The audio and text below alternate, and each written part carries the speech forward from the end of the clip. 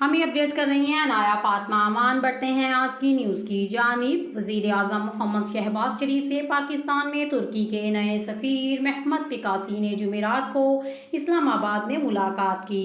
وزیر اعظم آفس سے جاری بیان کے مطابق وزیر اعظم نے ترکی کے سفیر کو ان کی تقرری پر مبارکباد دی اور پاکستان میں کامیاب مدت کے لیے ان کے لیے نیک خواہشات کا اظہار کیا۔ وزیر اعظم نے کہا کہ پاکستان اور ترکی کے برادرانہ تعلقات باہمی اعتماد، افہام و تفہیم پر مبنی ہے۔ انہوں نے امید ظاہر کی کہ نئے سفیر کی تعیناتی کے دوران تجارت اور سرمایہ کاری کے شعبوں میں دو طرفہ تعاون مزید مضبوط ہوگا۔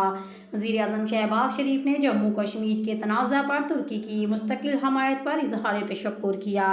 جون 2022 میں ترکی کے اپنے دورے کو یاد کرتے ہوئے وزیر اعظم نے کہا کہ وہ رواں سال ستمبر میں پاکستان میں اعلیٰ سطح کی اسٹریٹجک کوآپریشن کونسل کے 7ویں اجلاس کے لیے ترک صدر رجب طیب ایردوان کا خیر مقدم کرنے کے منتظر ہیں۔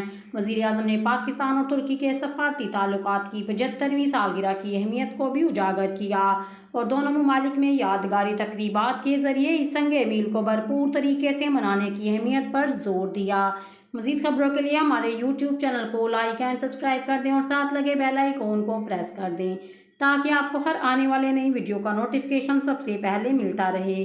خبر کیسی لگی کمنٹ سیکشن میں لازمی کمنٹ کر کے بتائیے گا۔ شکریہ۔ ہمیں اپڈیٹ کر رہی ہیں نایا فاطمہ امان۔ بڑھتے ہیں آج کی نیوز کی جانب۔ وزیر اعظم محمد شہباز شریف سے پاکستان میں ترکی کے نئے سفیر محمد پکاسی نے جمعرات کو اسلام آباد میں ملاقات کی۔ وزیر اعظم آفس سے جاری بیان کے مطابق وزیر اعظم نے ترکی کے سفیر کو ان کی تقرری پر مبارکباد دی اور پاکستان میں کامیاب مدت کے لیے ان کے لیے نیک خواہشات کا اظہار کیا۔ وزیر اعظم نے کہا کہ پاکستان اور ترکی کے برادرانہ تعلقات باہمی اعتماد، افہام و تفہیم پر مبنی ہے۔ انہوں نے امید ظاہر کی کہ نئے سفیر کی تعیناتی کے دوران تجارت اور سرمایہ کاری کے شعبوں میں دو طرفہ تعاون مزید مضبوط ہوگا۔ وزیر اعظم شہباز شریف نے جموں کشمیر کے تنازع پر ترکی کی مستقل حمایت پر اظہار تشکر کیا۔ جون 2022 میں ترکی کے اپنے دورے کو یاد کرتے ہوئے وزیر اعظم نے کہا کہ وہ رواں سال ستمبر میں پاکستان میں اعلیٰ سطح کی اسٹریٹجک کوآپریشن کونسل کے 7ویں اجلاس کے لیے ترک صدر رجب طیب ایردوان کا خیر مقدم کرنے کے منتظر ہیں۔